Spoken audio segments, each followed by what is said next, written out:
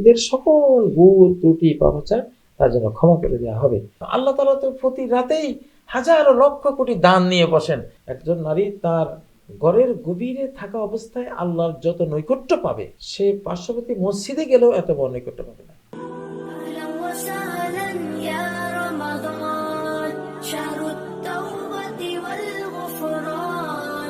আসসালামু আলাইকুম দর্শক, স্বাগত জানাচ্ছি পবিত্র মাহে রমাদান উপলক্ষে আমার দেশের বিশেষ আয়োজন রমজান জিজ্ঞাসায়। আজকে আপনাদের সঙ্গে যুক্ত আছি আমি আরমান মুজাহিদ। আমাদের আজকের প্রোগ্রামে অতিথি হিসেবে যুক্ত আছেন বরেণ্য আলেমে দ্বীন মুফতি মোহাম্মদ কাজী ইব্রাহিম। আসসালামু আলাইকুম। ওয়ালাইকুম আসসালাম ওয়া রাহমাতুল্লাহি ওয়া বারাকাতুহু। জি আলহামদুলিল্লাহ, আল্লাহ ভালো রেখেছেন। আজকে আমাদের দর্শকদের করা বেশ কিছু প্রশ্ন নিয়ে আপনার সঙ্গে যুক্ত আছি। শুরুতে একটা প্রশ্ন উত্তর জানতে চাইবো, সেটি হচ্ছে রমজানে রোজাদারদের রাত্রি যাপন কেমন হওয়া উচিত, একজন জানতে চেয়েছেন। এমনি তো ইসলামে একটা কথা আছে যে রহবানুল লাইল, রাতের সন্ন্যাসী। মুসলিমরা হবে রাতের সন্ন্যাসী। রাত যখন আসবে তখন জীবন জগৎ থেকে একটু পৃথক হয়ে গিয়ে আখিরাতের ধ্যানে মগ্ন থাকবে, কোরআন তেলাওয়াতে মগ্ন থাকবে, বিভিন্ন জিকিরে মগ্ন থাকবে, তেলাওয়াতে মগ্ন থাকবে, সালাতুত তাহাজ্জুদ নিয়ে মগ্ন থাকবে। তো নবী সাল্লাল্লাহু আলাইহি ওয়াসাল্লাম তো তিনি এমনটাই করতেন, সাহাবারা এমনটাই করতেন। রাতের 4 ঘন্টা 6 ঘন্টা প্রায় 8 ঘন্টা ওনারা সালাতে ব্যস্ত থাকতেন।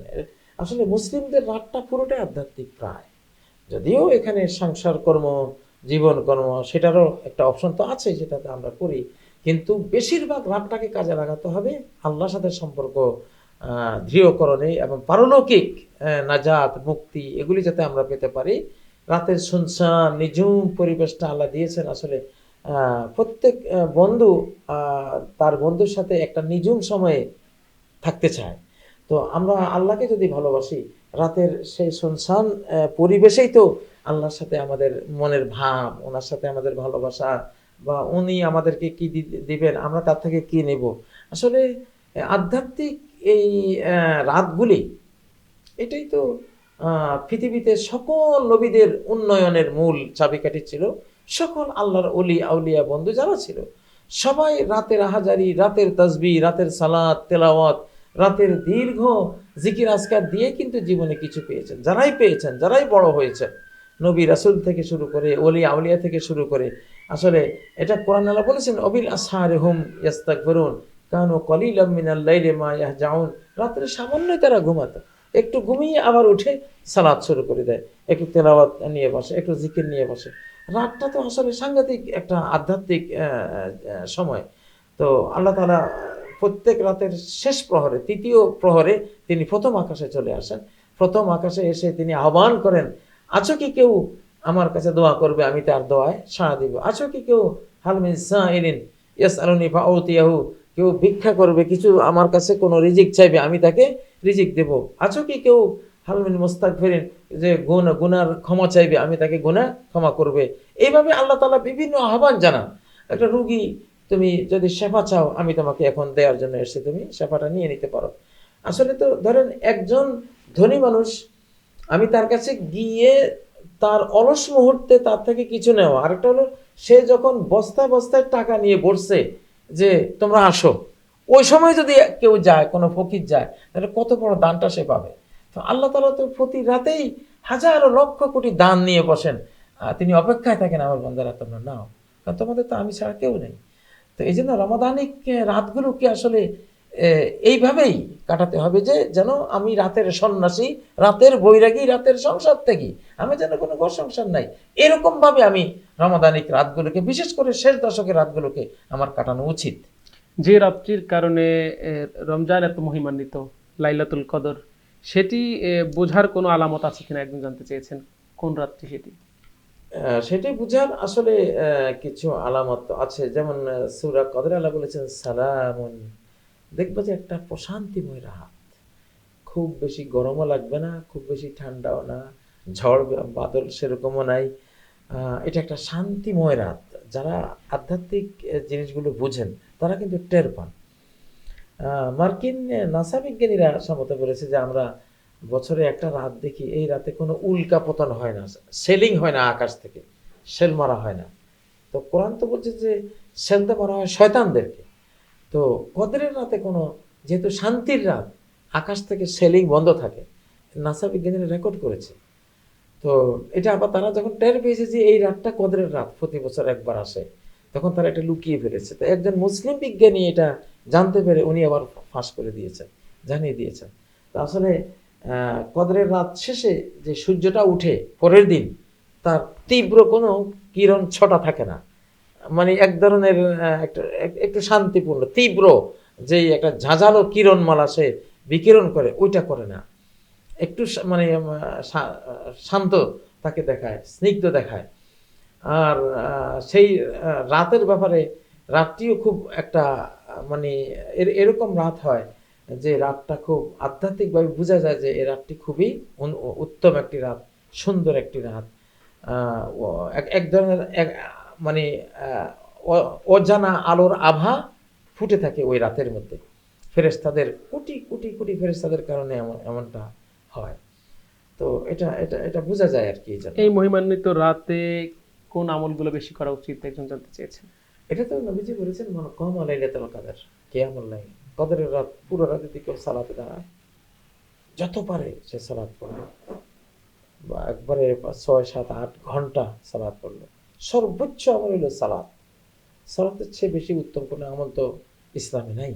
এই জন্য ডাইরেক্ট এটা নবীজি ইন্ডিকেট করে বলেছেন যে মান কামা লাইলাতুল কদরি ঈমানান ওয়া ইহতিসাবান, যদি তার ঈমানের প্রেরণায় এবং সওয়াবের প্রত্যাশা যদি কদরের রাতে সে সালাত পড়ে, যত রাকাত যত বেশি পারে সে যদি পড়ে, তাহলে গুফিরা লাহু মা তাকাদ্দামা মিন যামবিহি, অতীতের সকল ভুল ত্রুটি পাপাচার তার জন্য ক্ষমা করে দেওয়া হবে।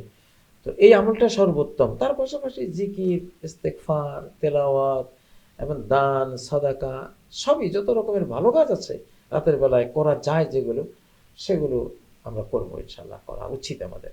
রমজান মাসে আরেকটি শেষ দশকে আরেকটি গুরুত্বপূর্ণ বিষয় সেটা হচ্ছে ইতিকাফ। ইতিকাফ আসলে ইতিকাফের বিধানটা কি? এটি সুন্নতে মুআক্কাদা, এটা একটা জোরদার সুন্নত। কদরের রাত অন্বেষার জন্যই এই ইতিকাফ করা হয়। নবী সাল্লাল্লাহু আলাইহি সাল্লাম প্রত্যেক শেষ দশক তিনি রমাদানে তিনি মসজিদে বসে যেতেন, তার স্ত্রী পরিজনও আসতো, তার সাহাবা কেরাম বসতেন। তো এটা এটা হলো কদরের রাত অন্বেষার একটা বিরাট কার্যকর পন্থা। কারণ আপনি ইতিকাফে যখন ঢুকবেন, আপনি ঘুমালেও ইবাদত, আপনি খেলেও ইবাদত, আপনি যতক্ষণ ইতিকাফরত অবস্থায় থাকবেন, তুজরা লাহু মিনাল হাসানাতি কুল্লিহা, সব নেক আমল আপনার আমলনামায় লিপিবদ্ধ হতে থাকবে। তো কত বিশাল একটা জিনিস। তার মানে আপনি ইতিকাফে বসলে কনফার্ম যে আপনি কদর পেয়ে গেছেন, লাইলাতুল কদর আপনার প্রাপ্তি ঘটেছে, কোনো সন্দেহ নেই।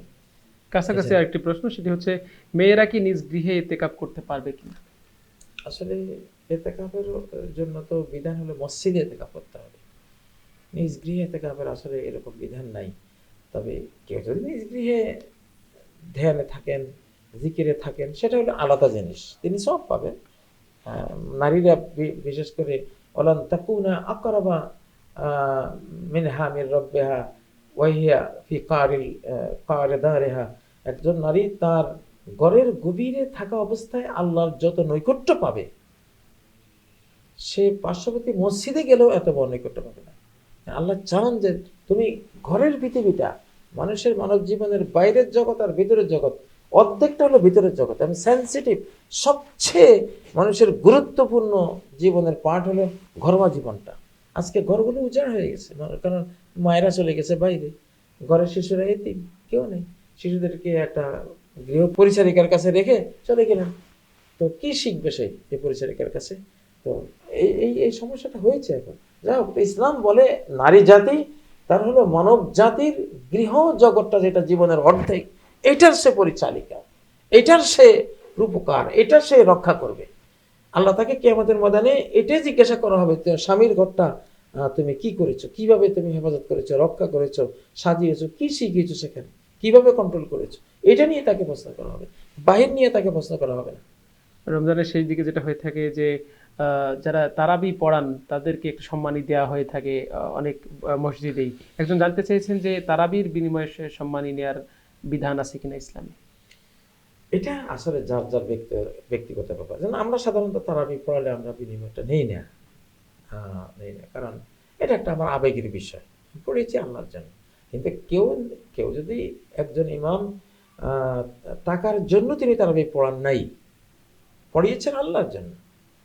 এখন যদি মুসল্লিরা তাকে কিছু গিফট করেন, কিছু দেন, তিনি নিলে এতে কোনো ক্ষতি নেই। তবে একেবারে নিয়ত করে টাকার উদ্দেশ্যেই যদি তারাবি হয়, তাহলে তার ওটা নিয়তটাই নষ্ট হয়ে গেল, টাকাই হয়ে বিনিময় গেল, হয়ে গেল, বিনিময়ে তার ইবাদতটাই নষ্ট হয়ে গেল। ওইটা কোনো হাফেজ বা হাফেজে কোরআনের জন্য এটা করা উচিত না। এই যে রোজা, পুরো রমজান মাস আমাদেরকে আসলে এই রমজান মাসের শিক্ষাটাকে আমরা কিভাবে করে বাস্তব জীবনে কাজে লাগাতে পারি? রমজানের শিক্ষা যেমন, আমি এই 30 দিন যেটা আমার হালাল ফুড ছিল আমি খাইনি আল্লাহর ভয়ে, যেটা আমার হালাল পানীয় ছিল আল্লাহর ভয়ে খাইনি, হালাল স্বামী স্ত্রী ছিল আচরণ আমরা কিছুই করিনি আল্লাহর ভয়ে, মানে সকল নিষিদ্ধ জিনিস থেকে সিয়ামের মাধ্যমে আমরা বিরত থেকেছি। একটা মাস ট্রেনিং দিয়েছে, একটা বিশাল যুদ্ধের প্রশিক্ষণ যেন দিয়েছি। তো এই এক মাস, এই এই যে এক মাসে যে প্রাপ্ত হয়েছে যে ট্রেনিংটা, এটা 11 মাস আমি কাজে লাগাবো। কিভাবে?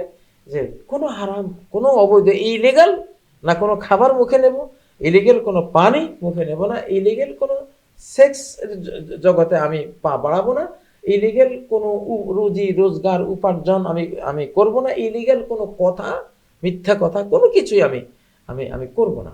একটা মাসের এই প্রশিক্ষণটা তখনই সাকসেসফুল হবে যখন আমি বাকি 11টা মাস, এই মাস যেমনটা ছিলাম এরকমভাবে যদি আমি থাকতে পারি আল্লাহর হুকুমগুলি পালন করে করে, তাহলে কিন্তু আমার এই সিয়ামটা আমি বুঝবো যে হ্যাঁ এটা সফল হয়েছে, আমার এই প্রশিক্ষণটা আমি এটাকে কাজে লাগিয়েছি। সৈনিকরা প্রশিক্ষণ নেয়, যুদ্ধের মাঠে গিয়ে কাজে লাগায়, তাই না? তাহলে তো সে সাকসেসফুল একজন সৈনিক। তা আমাদেরকে সেটাই করতে হবে। আসলে সাহাবায়ে কেরামের জন্য রমজানকে এতটা গুরুত্ব দিতেন যে 6 মাস রমজান প্রাপ্তির জন্য দোয়া করতেন, আর রমজান এসে চলে গেলে বাকি 6 মাস রমজানের ইবাদত সাধনা যাতে আল্লাহ কবুল করেন সেই জন্য দোয়া করতেন। মানে গোটা বছরই রমজানের একটা চেতনা তাদের ভিতরে থাকতো। অতএব আসলে রমাদানের এই যে প্রশিক্ষণটা আমরা কিভাবে কাজে লাগাবো, এটাই হলো বক্তব্য। আর হলো যেমন শাওয়াল মাসে আরো 6টি রোজা, মানে রোজা রাখলাম একটা মাস, মাস শেষ হলো আর রোজার কোনো নাম গন্ধ নেই আমার জীবনে, এমনটা হলে বোঝা যাবে যে আসলে রোজা আমার ভিতরে খুব দাগ কাটে নাই। কিন্তু যদি আমি আবারও রোজা রাখি, কিছু নফল রোজা, বোঝা গেল না রোজার সাথে আমার একটা আত্মিক সম্পর্ক গড়ে উঠেছে। প্রতি সপ্তাহে সোমবার বৃহস্পতিবার ওই যে রোজা রাখতেন, প্রতি মাসের 13, 14, 15 চান্দ্র পূর্ণিমার যে 3 রাত, ওই 3 রাত তিনি রোজা রাখতেন। আরাফাত দিন যারা গায়ে হাজি নয় তারা রোজা রাখলে 2 বছরের সওয়াব, আশুরার দিন রোজা রাখলে 1 বছরের সওয়াব। তারপরে রোজার মধ্যে যেটা প্রথম জিলহজ মাসের প্রথম 10 দিন, এই 10 দিনের ম্যাক্সিমাম দিন আমরা রোজা রাখতে পারি। তো আসলে আমার রোজা যে ফলপ্রসূ হয়েছে এটা বোঝা যাবে এই আমল দিয়েও যে আমি রোজা ধরে রেখেছি, 12 মাসে কিছু না কিছু রোজা আমি রেখেছি, তাহলে বোঝা গেল রোজার অ্যাকশন আমার ভিতরে বিদ্যমান রয়েছে। এবং রোজার মাসে কেবল তারাবি আমি পড়িনি, রোজার মাস শেষ হয়েছে, মাগরিবের পরে আমি কয়েক রাকাত নফল পড়ছি, আসার পরেও আমি কয়েক রাকাত নফল পড়ছি, শেষ রাতে উঠে আবার তাহাজ্জুদ পড়ছি। তাহলে রমাদানের এই প্রশিক্ষণটা আমার কাজে লাগলো। আমি রমাদানে যে কোরআন তেলাওয়াত করলাম, দেখা গেল আমি 11 মাস তেলাওয়াতের এই সিলসিলা জারি রেখেছি। তাহলে বোঝা গেল রমাদানে আমার কোরআনিক যে অভিযান ছিল সেটা আমার সাকসেসফুল। আমি রমাদানে যে জিকিরগুলো করতাম, দেখা গেল আমি 12 মাস আলহামদুলিল্লাহ 11 মাস আমি সেটা করছি, তাহলে আমার এটাও আমি সাকসেসফুল বোঝা গেল।